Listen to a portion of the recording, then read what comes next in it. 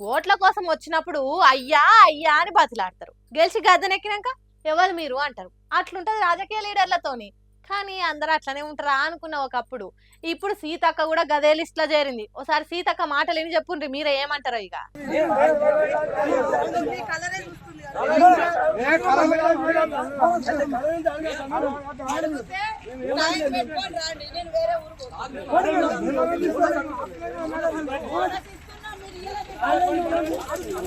అబ్బా అబ్బా అబ్బా అబ్బా అబ్బా, ఆఖరికి నువ్వు కూడా చేరినావు అక్క ఆ గుంపులా.